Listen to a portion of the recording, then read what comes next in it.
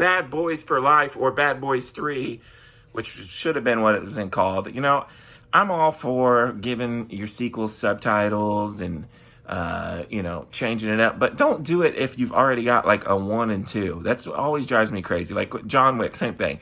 They did John Wick, then John Wick Chapter 2. Okay, then the third one should be John Wick Chapter 3. We don't need Parabellum in there. It's just silly. Just like this should have been Bad Boys 3. And then would have been perfect for Bad Boys 4. Bad Boys for Life. Come on, people. I mean, the marketing sometimes just is so confusing with these movies. But let's get to the movie. Bad Boys 3, Bad Boys for Life. I love the first two films. Really, I am always been a Michael Bay defender. I like a lot of his movies. I love Armageddon and The Rock.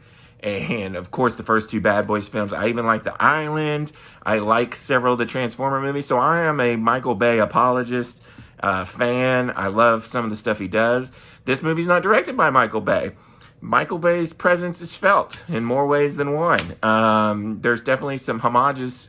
I keep saying that word wrong, but you get what I'm saying. Some Michael Bayisms in this film.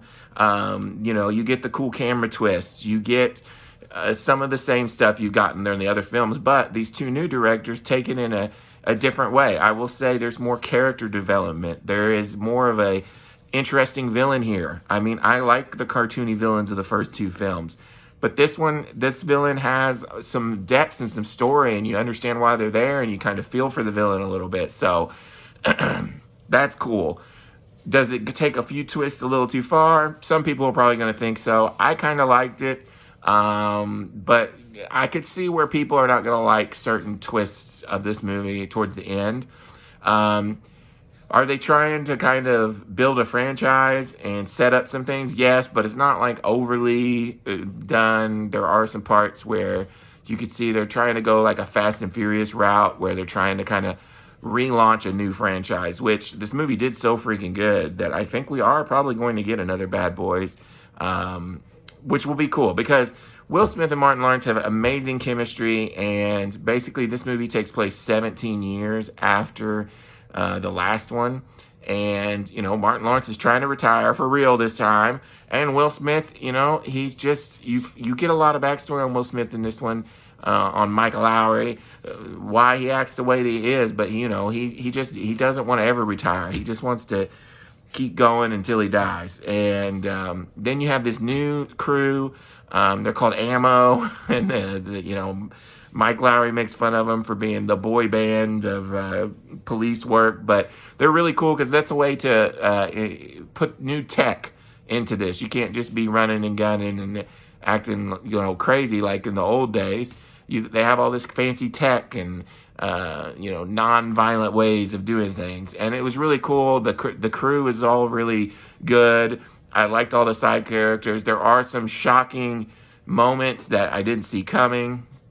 It's a little darker. This is definitely the darker of the films, and a little bit deeper and a little bit more emotional than the other two films are. The other two films are just fun popcorn nonsense, and this one I think adds another layer to it that I didn't even think was possible in a Bad Boys film.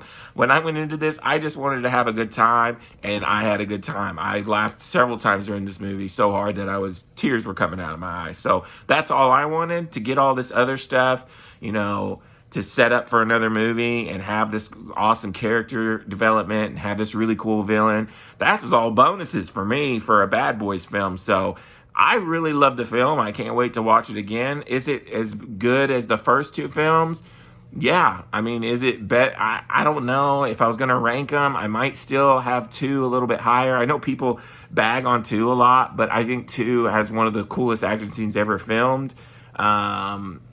But I don't know. It's hard to really compare them because this one is pretty different. But by no means, I went in with very low expectations for this film because I thought, man, it's coming out in January. It's been 17 years. Michael Bay's not directing this film. I went in a little scared and was blown away by how much I love the film. So I can't wait to see what's next in the Bad Boys franchise.